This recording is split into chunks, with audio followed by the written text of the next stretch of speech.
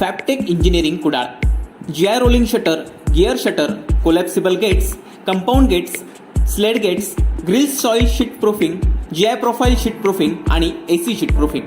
आमची वैशिष्ट्ये: quality material, quality making and quality fitting. आमच्याकडे अत्याधुनिक यंत्रसामुग्रीच्या सहाय्यानं सर्व प्रकारची औद्योगिक तसेच घरगुती फॅब्रिकेशनची कामं करून मिळतील. संपर्क: धनंजय मुकुंद चोपडेकर, 9158 75 1738.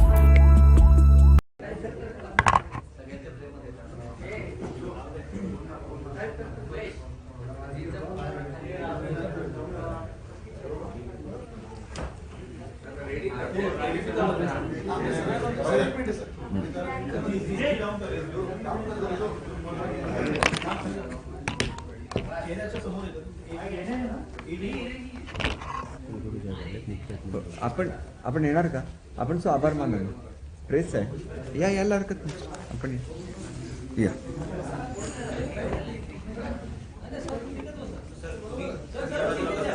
नाही, कुलगुरू साहेब आले होते मुंबई विद्यापीठाचे. आपण नाही, आपण या ना. आपण सो बोला.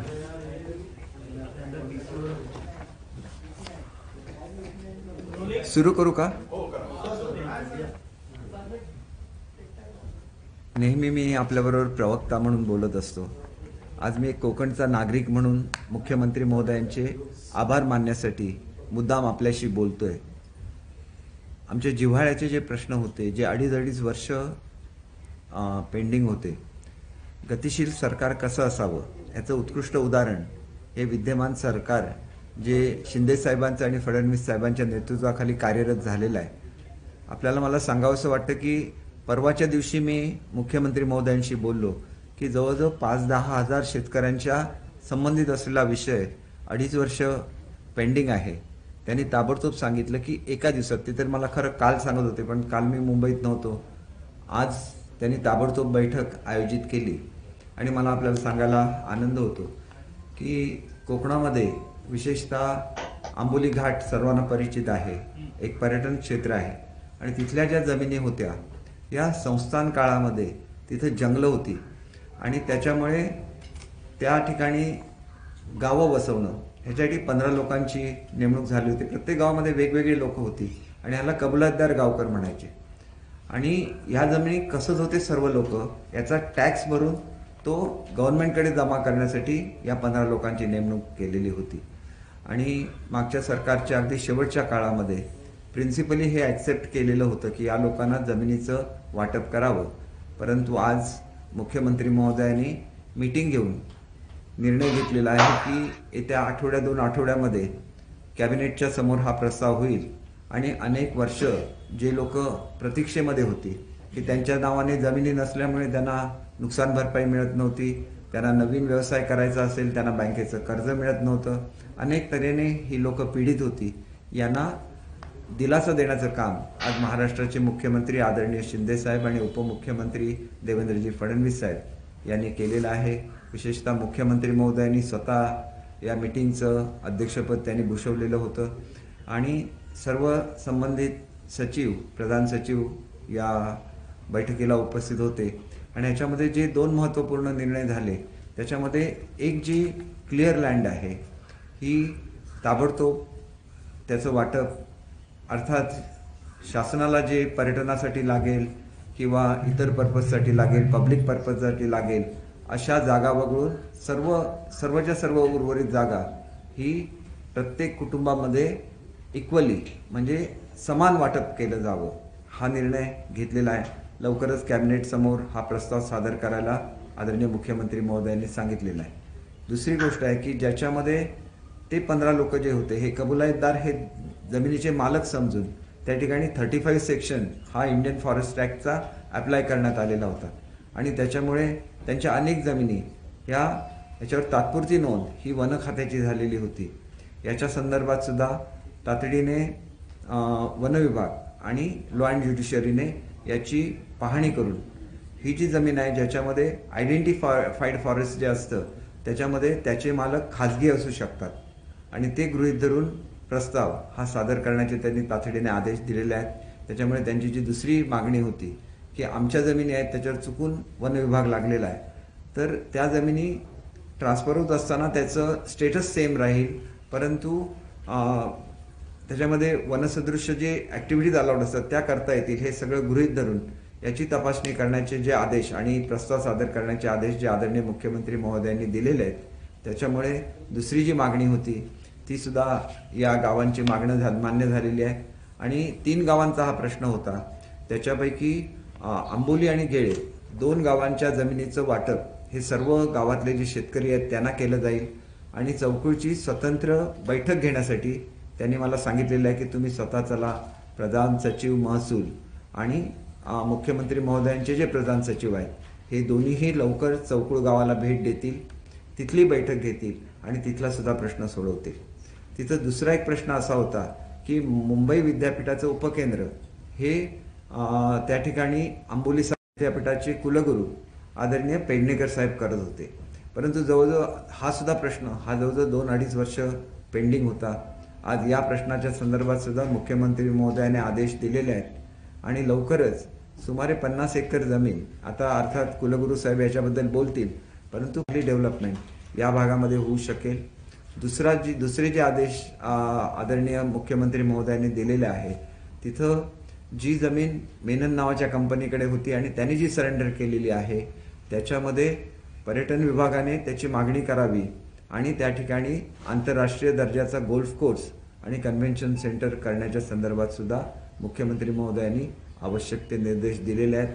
लवकरच हा प्रस्ताव पर्यटन विभागाकडून रेव्हेन्यू डिपार्टमेंटला जाईल आणि कोकणच्या विकासामध्ये एक मोठं पाऊल हे पर्यटनदृष्ट्या त्या ठिकाणी पडू शकेल. त्याचबरोबर आदरणीय कुलगुरू साहेबांचं असं सुद्धा म्हणणं होतं की पर्यटन जिल्हा म्हणून सिंधुदुर्ग जिल्हा आणि रत्नागिरीतला सुद्धा काही भाग विकसित होत असताना जे ट्रेनिंग लागतं, ज्याला शॉर्ट कोर्सेस आपण म्हणतो, ज्याच्या योगे सर्वसामान्य घरातला मुलगा हा पर्यटन व्यवसायामध्ये काम करू शकतो, अशा कोर्सेस तातडीने सुरू करण्याच्या दृष्टीने MTDCकडे सध्या उपलब्ध असलेल्या जागेमध्ये ताबडतोब त्यांनी प्रस्ताव तयार करावा असे सुद्धा आदेश त्यांनी दिलेले आहेत. या संदर्भात सविस्तर आदरणीय कुलगुरू साहेब बोलतील. त्याच्यानंतर एक अत्यंत महत्त्वाचा प्रश्न जो सिंधुदुर्ग जिल्ह्याच्या संदर्भात खूप वर्ष पेंडिंग होता की सिंधुदुर्ग जिल्ह्यातली लोक हे ट्रीटमेंटसाठी त्यांना गोव्याला जायला लागतं किंवा कोल्हापूरला जायला लागतं आणि अशा परिस्थितीमध्ये ज्यावेळेला ते दुसऱ्या राज्यात जातात तिथं आपण आपल्या योजनेतून त्यांना पैसे देतो, परंतु शेवटी ते त्या राज्याचं हॉस्पिटल आहे, त्याच्यामुळे पहिली प्रायोरिटी हे त्या राज्यातल्या नागरिकांना मिळणं हे स्वाभाविक आहे. आणि अशा परिस्थितीमध्ये सिंधुदुर्ग जिल्ह्यातली लोक ही उपचारापासून वंचित होती. म्हणून ज्या काळामध्ये मी सिंधुदुर्गचा पालकमंत्री होतो त्यावेळेला मल्टी स्पेशालिटी हॉस्पिटल त्या ठिकाणी मंजूर केलेलं होतं. किरकोळ त्याच्या संदर्भातले विषय होते, हे जागेच्या संदर्भातले होते, परंतु अनेक दिवस हा प्रश्न रेंगाळलेला होता. आज मुख्यमंत्री महोदयांनी विशेष आदेश देऊन हे जे सगळे प्रश्न आहेत या संदर्भात लवकरात लवकर निर्णय घेण्यासाठी लॉ अँड ज्युडिशरीचं ओपिनियन मागवायला सांगितलं आहे आणि विशेष बाब करायला लागली तर ते सुद्धा प्रस्ताव हा कॅबिनेट समोर सादर करण्याचे आदेश दिलेले आहेत. या संदर्भात सदर जागेमध्ये जो डिस्प्यूट होता हा तत्कालीन संस्थानिकांच्या संदर्भात त्यांनी केलेला क्लेम होता. त्यांचे प्रतिनिधी सुद्धा आज व्हिडिओ कॉन्फरन्सिंगद्वारे त्या ठिकाणी उपस्थित होते आणि सावंतवाडीचे जे युवराज आहेत त्यांनी सुद्धा सांगितलं की आम्ही RR व्हॅल्यू अधिक किरकोळ रक्कम असं करून आम्ही सुद्धा सेटल करायला तयार आहोत, ही सुद्धा त्यांनी तयारी दाखवली. त्याच्यामुळे अनेक वर्षाची जी सिंधुदुर्गवासियांची मागणी होती, अर्थात पूर्वीच्या सरकारने आणि आदरणीय उद्धव साहेबांनी त्या ठिकाणी मेडिकल कॉलेजसाठी मंजुरी दिलेलीच आहे, परंतु मेडिकल कॉलेज हा खूप मोठा विषय असतो. जवळजवळ 700-800 कोटी रुपयाचं मेडिकल कॉलेज होण्यासाठी जो कालावधी लागणार आहे त्या कालावधीमध्ये हे एक मल्टी स्पेशालिटी हॉस्पिटल ज्याच्या उपचारासाठी लोक गोव्यामध्ये जातात हे तातडीने सुरू होईल. त्याचं टेंडर झालेलं आहे, त्याची वर्क ऑर्डर देण्यात आलेली आहे आणि तिथे 3 ठिकाणच्या उपचार होतील. एक मेंदूवरच्या ज्या सर्जरीज आहेत त्या ठिकाणी होतील. त्याच्यानंतर हार्टवरच्या सर्जरीज आहेत ते ह्या हॉस्पिटलमध्ये होतील. त्याच्यानंतर युरोलॉजीच्या संदर्भात ज्या सर्जरी असतील त्या या हॉस्पिटलमध्ये होतील आणि कॅन्सरच्या संदर्भातल्या ज्या सर्जरीज आहेत त्यासुद्धा या हॉस्पिटलमध्ये होतील. म्हणजे सर्वसाधारणपणे कोकणच्या जनतेला न्याय देत असताना रत्नागिरी जिल्ह्यामध्ये याची सुविधा चिपळूणला आहे, परंतु सिंधुदुर्ग जिल्ह्यामध्ये अशा तऱ्हेच्या सुविधा नव्हत्या आणि त्याच्यासाठी तातडीने म्हणजे जवळजवळ 2-2.5 वर्ष हा पेंडिंग प्रश्न राहिलेला होता. तातडीने मुख्यमंत्री महोदयांनी याच्यामध्ये लक्ष घातलं आणि माझी खात्री आहे की ज्याला हा प्रस्ताव जाईल कॅबिनेटच्या समोर त्याला उपमुख्यमंत्री साहेबांचं सुद्धा खूप प्रेम हे सिंधुदुर्ग जिल्ह्यावर आहे आणि त्याच्यामुळे एक आशेने आम्ही सुद्धा त्या निर्णयाकडे बघतोय. लवकरच हा निर्णय सुद्धा आणि ते सादर करायला सांगितलं त्याच्यावरती एक चांगला निर्णय सुद्धा होऊ शकेल. मी सर्व सिंधुदुर्ग जिल्ह्यातल्या नागरिकांच्या वतीने मी मुख्यमंत्री महोदयांचे, उपमुख्यमंत्री महोदयांचे आणि सर्व जे ज्येष्ठ सचिव आहेत सर्वांचा आभार मानतो आणि त्याच्याचबरोबर मी आदरणीय मुख्यमंत्री महोदयांना विनंती केलेली आहे की सिंधुदुर्ग जिल्ह्याला प्रचंड स्कोप हा पर्यटनामध्ये आहे. पर्यटनाच्या संदर्भातले अनेक विषय हे पेंडिंग आहेत. विशेषतः भारतातली पहिली पाणबुडी याला पैसे देऊन आता जवळजवळ 3-4 वर्ष झालेली आहेत. तो सुद्धा प्रश्न पेंडिंग होता आणि त्याची एक स्वतंत्र बैठक जसं त्यांनी आज गोल्फ कोर्सच्या संदर्भात निर्णय घेऊन न्याय दिला, तिथं ट्रेनिंग कॉलेज सुरू करण्याच्या संदर्भात न्याय दिला, तसं पर्यटनाची एक स्पेशल बैठक त्यांनी बोलवावी आणि सिंधुदुर्गच्या पर्यटनाला त्यांनी चालना द्यावी अशी विनंती मी केलेली आहे. पुन्हा एकदा सर्वांचा आभार मानतो आणि मी कुलगुरू साहेबांना विनंती करतो की त्यांनी जे 2 प्रस्ताव शासनाकडे दिलेले आहेत आणि ज्याच्यावर आज सकारात्मक आदेश झालेले आहेत याच्याबद्दल त्यांनी माहिती द्यावी.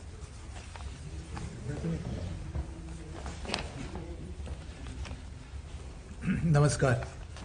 मुंबई विद्यापीठाचा कुलगुरू म्हणून मला आज खरंच खूप आनंद होतो आहे आणि आपले आदरणीय मुख्यमंत्री, उपमुख्यमंत्री आणि केसरकर सर जे सिंधुदुर्ग जिल्ह्यातील आमदार आहेत त्या तिघांचेही मला अगदी मनापासून आभार मानायचे आहेत की बरीच वर्ष मुंबई विद्यापीठासाठी सिंधुदुर्ग जिल्ह्यामध्ये जागा हवी होती.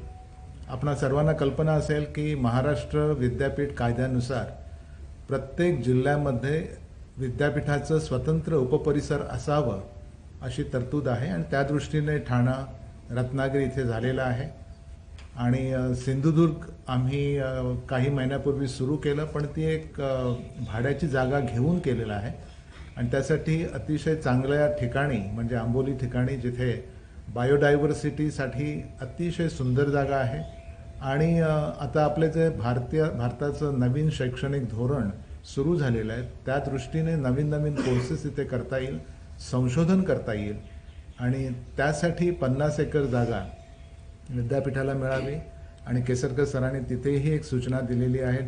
खरीच चांगली सूचना आहे की तिथे आणखी एक शाळा, स्कूल तेही ओपन करून विद्यापीठाने त्याची काळजी घ्यावी अशासाठी की नवीन शैक्षणिक धोरणामध्ये शाळेतून मुलं नंतर विद्यापीठातच येणार आहेत आणि +2 हा जो पूर्वीचा होता तो हळूहळू निघून जाणार आहे. तर भविष्यातलं शिक्षण पद्धती तशा पद्धतीने सुरू करता येईल. दुसरा एक निर्णय आजच्या बैठकीमध्ये झाला आणि त्यामुळे त्यांचंही अभिनंदन मला परत करायचं आहे की आंबोली घाटामध्ये जे MTDCची जागा आहे, एक चांगली प्रॉपर्टी आहे, वापर तेवढा होत नाही आहे, पण तीही MTDC बरोबर मुंबई विद्यापीठ करार करून नवीन वेगवेगळे कोर्सेस कसे सुरू करता येतील, शॉर्ट टर्म, लाँग टर्म. आणि आता जसे केसरकर सर म्हणालेत की पर्यटनासाठी सिंधुदुर्ग जिल्ह्यासारखा दुसरं स्थान नाही आहे, तर तिथल्या मुलांना तशा पद्धतीने तयार करून त्यांची शहराकडे जी ओढ असते ती कमी करणं आवश्यक आहे आणि त्या दृष्टीने मुंबई विद्यापीठाने बरेच कोर्सेस सुरू केलेले आहेत. भविष्यात आणखी असेच कोर्सेस करायचे आहेत, तर त्याचाही सकारात्मक विचार आज झाला. आणि तिसरी गोष्ट परत मला सांगायला आनंद होतो की हल्लीच मुंबई विद्यापीठाने centre of excellence in marine studies असं एक नवीन केंद्र सुरू केलेलं आहे. तुम्हा सर्वांना परत कल्पना आहे की मुंबई विद्यापीठ हे कदाचित आपल्या भारतातलं असं एकमेव विद्यापीठ आहे की ज्याला 720 किलोमीटरचा कोस्टल लाईन, समुद्र किनारा लाभलेला आहे. पण समुद्राशी निगडीत आतापर्यंत अभ्यासक्रम नव्हते, तर वेगवेगळे अभ्यासक्रम याच वर्षी सुरू केलेले आहेत आणि आमचा विचार असा आहे की त्यातले काही कोर्सेस मुंबईमध्ये होतील, काही रत्नागिरीमध्ये घेतले जातील आणि काही हा सिंधुदुर्ग जिल्ह्यामध्ये, आणि त्यासाठी वेंगुर्ल्यामध्येही जागा देण्याचं आज माननीय मुख्यमंत्री यांनी तत्वतः मान्य केलेलं आहे आणि त्याला सर्व सचिवांनीही पाठिंबा दिलेला आहे. तर तिथेही अशा पद्धतीने भविष्यातील समुद्राशी निगडीत बरेच कोर्सेस करायचे आहेत. तर ह्या तिन्ही दृष्टीने मुंबई विद्यापीठ आणि सिंधुदुर्ग जिल्ह्यामध्ये होणारी प्रगती, आणि मला आनंद खास अशासाठी होतो की मीही सिंधुदुर्ग जिल्ह्यामधलाच आहे आणि मी मुख्यमंत्री महोदयांना विनंती केली की माझाही टेन्युअर संपायला आता एक साधारणपणे 2 महिने राहिलेले आहेत, पण त्याच्या अगोदर ह्या गोष्टी झाल्या तर एक समाधान मला होईल. आणि आजच म्हणजे बऱ्याच मीडियामध्ये आलेलं आहे की जेव्हा मी मुंबई विद्यापीठाचा कारभार हाती घेतला होता त्यावेळी आपलं भारतातलं मुंबई विद्यापीठाचं रँकिंग हे 150 ते 200 या दरम्यान होतं. पण नंतर हे रँकिंग सुधारत आत्ता कालच जे रँकिंग आपलं डिक्लेअर झालेलं आहे NRF, त्याच्यामध्ये 150 ते 200 स्थानावरून आपण 45 स्थानावर आलेलो आहोत. आणि याचा खरा आनंद मला होतो याच्यासाठी की सर्व श्रेय माझ्या सर्व सहकाऱ्यांचं आहे आणि अशीच प्रगती मुंबई विद्यापीठ अधिकाधिक करणं आवश्यक आहे आणि ती होईल. आणि नॅक रँकिंगमध्ये A++ 3.65 मिळवून महाराष्ट्रात आपण सर्वप्रथम आहोत. देशातही वरचं स्थान आहे. त्यामुळे मुंबई विद्यापीठाकडून आपणा सर्वांची जी अपेक्षा आहे, आणि आपण सर्वजण मुंबई विद्यापीठाचेच विद्यार्थी असणार आहात, तर अधिकाधिक NEP 2020 म्हणजे नॅशनल एज्युकेशन पॉलिसी 2020ला अनुसरून वेगवेगळे उपक्रम सुरू करणं आणि विद्यार्थ्यांना अधिक स्कोप देणं आवश्यक आहे.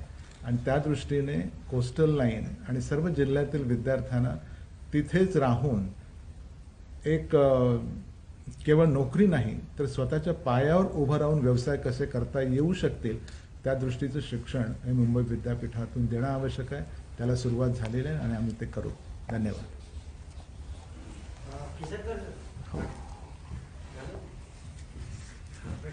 हां चालेल. राष्ट्रपती निवडणूक झाल्या शपथविधी करतोय असं कळतंय. 20 तारीख त्यासाठी ठरवलेली आहे. आतापर्यंत काय माहिती आहे अधिकृत? नाही, मी सुद्धा आपल्याप्रमाणेच मी काल बाहेरगावी होतो. मुख्यमंत्री महोदयांचं स्टेटमेंट मी वाचलं की लवकरच विस्तार होणार आहे आणि ज्यावेळेला मुख्यमंत्री महोदय म्हणतात त्यावेळेला तो होणार याची मला खात्री आहे. एका गोष्टीसाठी मला आदरणीय आंबेडकर साहेबांचं अभिनंदन या ठिकाणी करायचं आहे. त्यांनी एक वेगळा विचार मांडला की आज ज्या परिस्थितीमध्ये राष्ट्रपती पदासाठी आपण अशा तऱ्हेचं रिप्रेझेंटेशन दिलं जातं की एक अभूतपूर्व अशी ही घटना आहे. जे रिप्रेझेंटेशन द्रौपदी मुर्मू मॅडमना देण्यात आलेलं आहे आणि त्याच्यामुळे हे बिनविरोध व्हावं असा विचार त्यांनी मांडलेला आहे. ते एक ज्येष्ठ नेते आहेत, विचारवंत आहेत आणि त्यांच्याकडून असा विचार येणं हे खरोखर स्वागतार्ह आहे. आम्ही सर्वांच्या वतीने त्यांचं हे मांडल्याबद्दल मनापासून स्वागत करतो आणि त्यांचं अभिनंदन सुद्धा करतो. सरकार जे आहे एक दूजे के लिए सरकार आहे. नहीं, आंबेडकर साहब ने जो बोला है कि एक भारत में नया इतिहास हो रहा है कि द्रौपदी मुर्मू जी के रूप में एक रिप्रेजेंटेशन जो मिल रहा है वो बहुत अच्छी चीज़ है और वो अनअपोज हो जाए तो उसमें ग्रेस रहेगा. तो एक अच्छी चीज़ उन्होंने बोली है, उसके लिए मैं उनका अभिनंदन करता हूँ और इस चीज़ का स्वागत भी करता हूँ. आपको लगता है कि जिस तरीके से सरकार जल्दी फैसले ले रही है, पिछली सरकार और इस सरकार में बेसिक फर्क है. 2.5 साल आप लोग जिस सरकार के साथ थे वहाँ कहीं न कहीं आप काफी नुकसान हुआ है. नहीं, मैं ऐसे नहीं बोलूँगा क्योंकि वो कोरोना का भी काल था, लेकिन गतिशीलता लाने के लिए एक यूथ विगर जो होता है कि एक बहुत जोर से काम करना पड़ता है, तो गतिशीलता आनी चाहिए, ऐसे हमारा सबका कहना था. जैसे मैंने अभी ये प्रेस में बोल दिया है कि हमारे जो प्रश्न थे, जो जनता से रिलेटेड प्रश्न थे, वो 2.5 साल तक नहीं हो सके, तो उनके लिए समय देना पड़ता है. बहुत सा समय देना पड़ता है क्योंकि ये मीटिंग बहुत लंबे तक चलती है. तो ऐसी मीटिंग फ्रिक्वेंटली हो रही है और दोनों जो हमारे पदाधिकारी है, हमारे CM हैं, डिप्टी CM हैं, उनको ये कार्य करने की इच्छा है. तो मुझे ऐसे लगता है कि एक गतिशीलता आ गई है महाराष्ट्र में और ये गतिशीलता महाराष्ट्र के जो पास्ट ग्लोरी है उसकी तरफ ले जा रही है. तो एक ऐसा महाराष्ट्र जो देश को, सब पूरे देश को जिसका अभिमान रहेगा, ऐसा महाराष्ट्र खड़ा करना है। अगर ये खड़ा करना है तो इसके लिए बहुत सारा काम करना पड़ेगा। और वो काम आज जब देश, हमारे स्टेट के मुख्यमंत्री उप मुख्यमंत्री कर रहे हैं तो पूरा प्रशासन एकजुट होके उनके पीछे खड़ा हुआ है। और ये सब हो रहा है, लोग अपने दृष्टि से देख रहे हैं, बहुत सारे निर्णय हो रहे हैं, उसकी अमल में ये हो रहा है, इम्प्लीमेंटेशन हो रहा है, तो ये बहुत अच्छी चीज़ है। तो हम ऐसा चाहते हैं कि ऐसे ही चलता रहे और महाराष्ट्र आगे चल के जो एक प्रगतिशील राज्य माना जाता है, सबसे प्रगतिशील राज्य माना जाता है भारत का, वो वही पोजीशन पे रहे, उससे भी आगे निकल जाए, ऐसे हम सबको लगता है। पिछले चार कैबिनेट में जिस तरीके के निर्णय लिए गए, खासकर 3 जो वर्किंग कैबिनेट थे, उसमें जितने ज्यादा निर्णय लिए गए जन उपयोगी, उसको देख करके आपको लगता है कि पिछले 2.5 साल जिस तरीके से निर्णय होने चाहिए थे, जो काम किया जाना चाहिए था, वो नहीं हो पाया और उसके कारण महाराष्ट्र पीछे हुआ?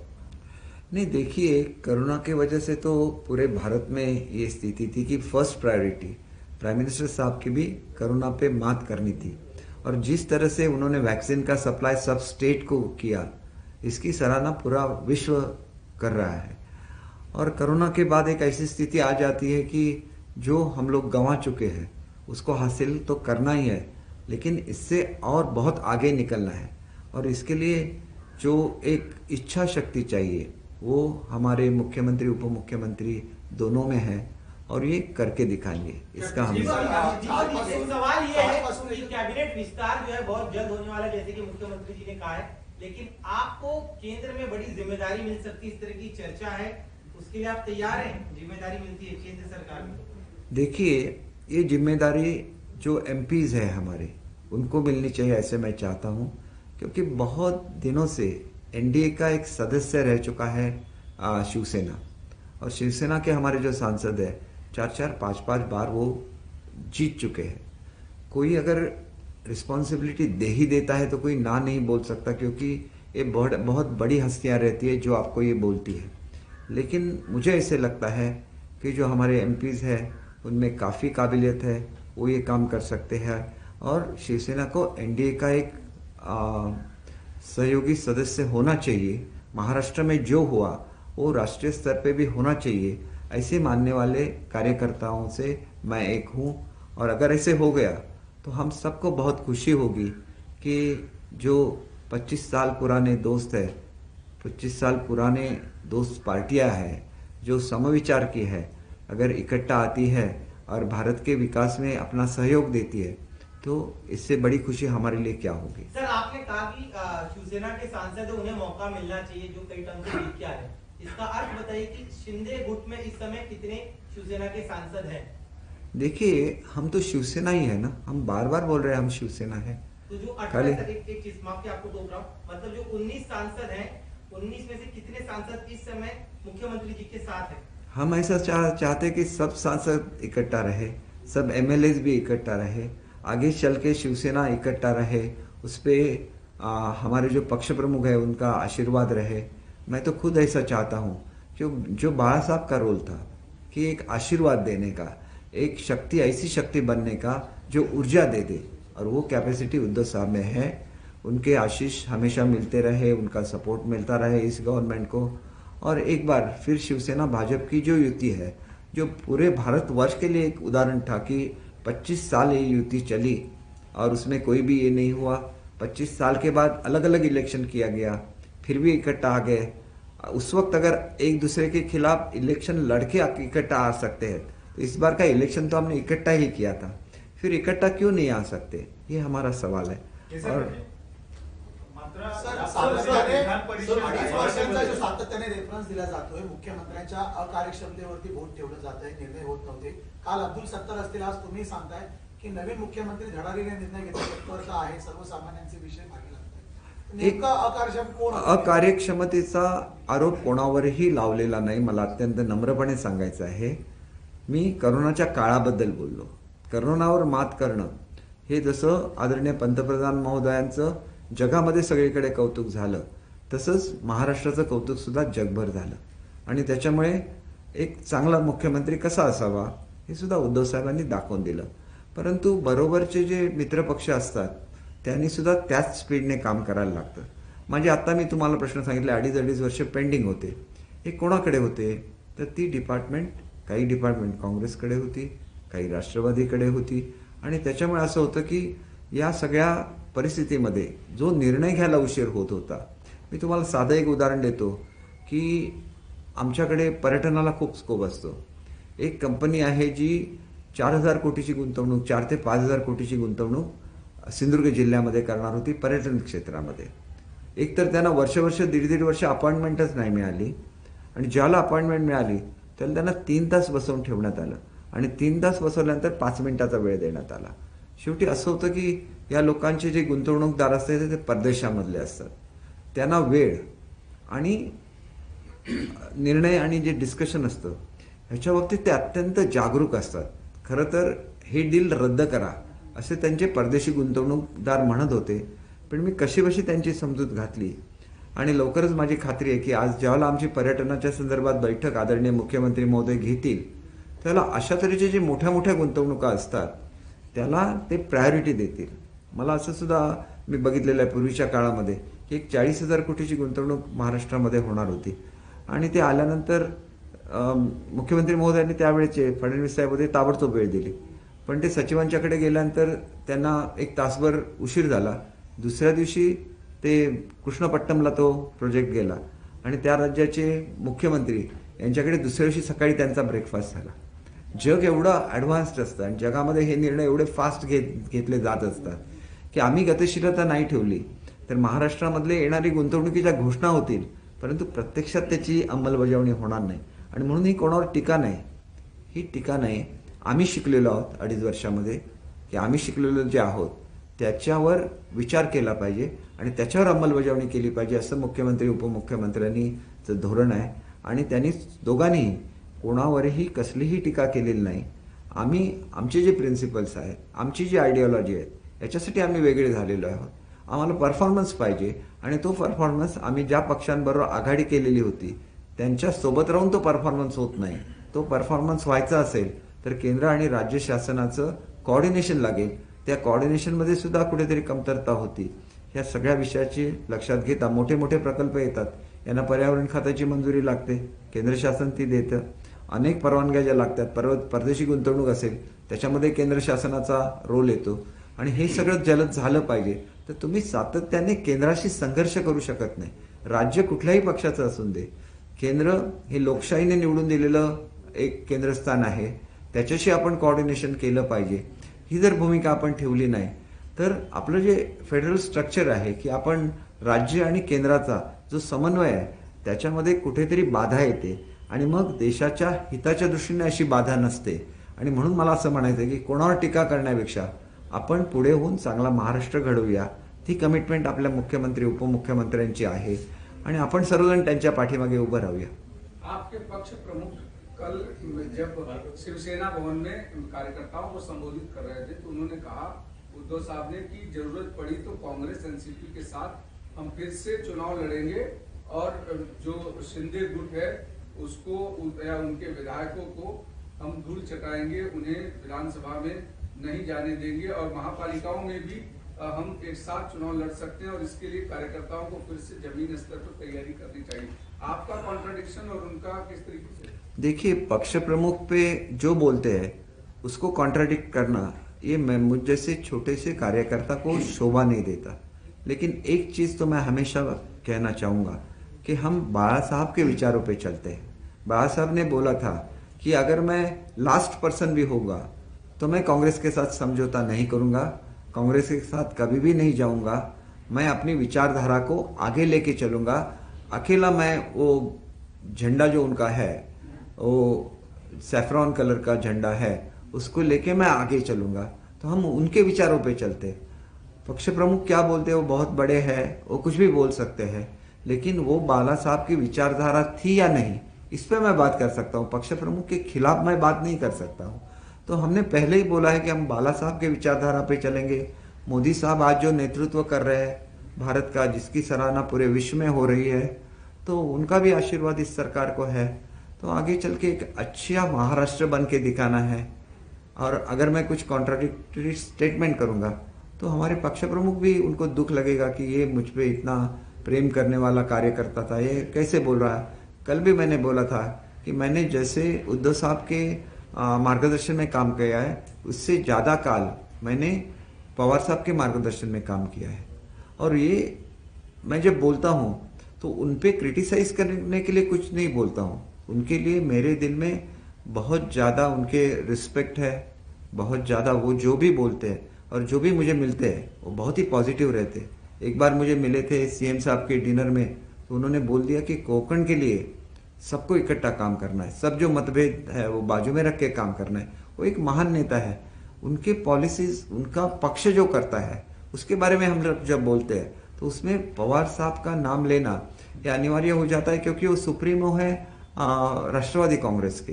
तो मैंने एक ऐसे तय किया है कि आगे चल के पवार साहब के जिसमें इन्वॉल्व हो कि उसके बारे में मैं कुछ भी स्टेटमेंट नहीं करूंगा, क्योंकि वो अगर मैं उनको गुरुस्थान पे मानता हूँ तो मैंने इसलिए अपोलॉजीज भी किया, जाहिर की थी, जाहिर अपोलॉजीज भी दी थी। और अगर जरूरी पड़े तो मैं खुद सिल्वर उठ जाऊंगा अगर उनका मन दुख गया है तो, क्योंकि छोटे छोटे कार्यकर्ताओं को हम्बल होना चाहिए, खुद जाना चाहिए। बड़े बड़े नेता होते हैं, कुछ निर्णय लेते हैं, उस परिस्थिति के हिसाब से निर्णय लेते हैं, तो जब वो परिस्थिति निकल जाती है लेकिन वो निर्णय इतिहास में रह जाते हैं। जैसे 2014 में हो गया कि एनसीपी ने निर्णय दिया कि वो बीजेपी को सपोर्ट करेगी, तो इसकी वजह से जो बार्गेनिंग पावर था शिवसेना का वो पूरा चला गया, तो शिवसेना को नंबर 2 पे आ गई, जबकि वो इक्वल पार्टनर थी बीजेपी के साथ। तो ऐसे जब कुछ निर्णय होते हैं तो हम लोग उस निर्णय के बारे में बोलते हैं, उस व्यक्ति के बारे में नहीं बोलते। तो इसके बारे में अगर कोई भी गलतफहमी हो गई होगी तो मैं फिर एक बार उसके लिए माफी चाहूंगा। सर, महाराष्ट्र के 7.5 करोड़ लोग जो है वो आपको वोट करके, आपको इलेक्ट करके आगे बढ़ाया है। 36 डिस्ट्रिक्ट और तकरीबन 43 सिटीज के लोग अब ये चाहते हैं कि आप लोग क्या कर रहे हैं करके ये सोच में बैठे हैं। अगर उद्धव साहब के वहां से या नहीं तो शिंदे साहब के वहां से फोन जाकर अगर ये वापस सॉर्ट आउट हो सकता है, कोई रास्ता है, any expectations from your side? देखिए, इसमें दो चीजें हैं। एक, जब हम लोग लोगों के सामने जाते हैं तो एक विचारधारा लेके जाते हैं, और हम कौन सी विचारधारा लेके लोगों के सामने गए थे, वो एक विचारधारा थी बीजेपी और शिवसेना की, जिनको इकट्ठा मतदान किया था महाराष्ट्र की जनता ने। दूसरा विषय ये है कि उस धारा से आप जब अलग हो गए और आपने अलग सरकार की, तो उसके बाद जो स्थिति पैदा हुई, उसके बाद जो आज की स्थिति है, उस स्थिति में शिवसेना इकट्ठा रहे, ये हमारा कहना है। लेकिन जो पक्ष प्रमुख है उन्होंने भी उसको एग्री करना चाहिए, उन पे तो हमारा कोई दबाव नहीं है, ना तो हम कुछ दबाव बना सकते। अगर वो ऐसा निर्णय ले ले तो हमारे लिए बहुत खुशी की बात रहेगी। तो उसके लिए सर एक शिंदे साहब की तरफ से एक फोन जाए और आप लोग 43-50 लोग जो है वो जाकर बात करें, या उनके तरफ से कोई फोन आता है, इसका कोई चांसेस है अगले एक हफ्ते में? देखिए, मैं जब गुवाहाटी में था तो मैंने अनाउंस किया था हमारे पूरे ग्रुप की तरफ से कि आज भी आप कांग्रेस और एनसीपी से अलग हो जाइए, हम जो 50 लोग हैं वापस हम लोग मुंबई में आ जाएंगे, और ये आज लास्ट डे है।